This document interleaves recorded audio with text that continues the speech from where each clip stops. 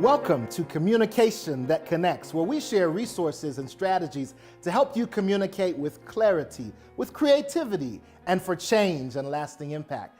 Today, I want to talk about how to mediate a conflict. How to mediate a conflict. So we talked about in a previous video, like, what do you do when someone's upset at you? How do you respond? We talked about how do you respond if you're the one that's upset at someone. But suppose you're a leader and you have two parties that are upset at each other. How do you mediate that conflict? Well, I want to share an idea that I kind of got from a conference president of mine. It was many years ago, and there was someone frustrated at me, and I was a little frustrated at them, and he brought both of us as pastors into the office, and he sat us down, and he said, I want you to write these two questions. The first question is, why are we here? Why are we here? And the second question is, what have I done to contribute to this problem? So why are we here? And then what have I done to contribute to this problem? And in writing those down, especially the second question, what have I done to contribute to this problem? All the things that you want to say about the other person kind of fade away, because now you have to focus on what you've done. And it always takes two. And so here's my tip for mediation. Ever since that experience, I've grown, I've learned, and I use this strategy when I'm resolving conflicts with people, is sit people down and have them write those two questions. You know, why are we here? And then, what have I done to contribute to this problem? Then when you're mediating, you can use a technique that I've learned from counselors and professionals called the floor.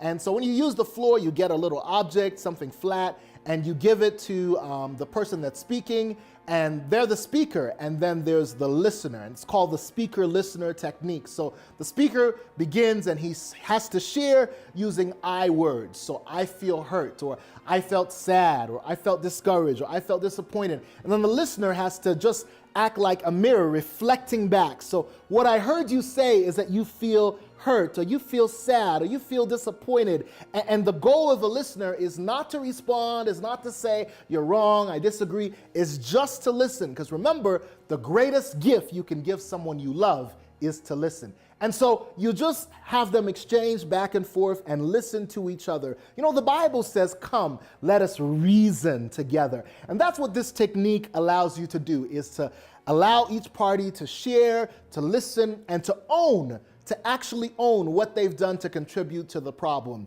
And in doing that, hopefully, you'll be able to help them come up with a solution. And in listening to each other, in hearing each other's different point of view, oftentimes compromise can be achieved and resolutions can be found.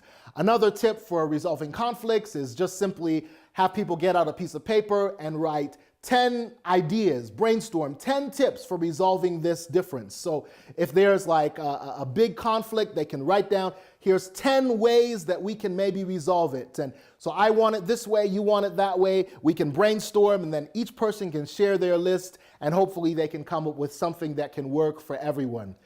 All right, so thank you for joining us on this edition of Communication That Connects. I hope that was helpful for you. Join us next time where we'll share more resources and strategies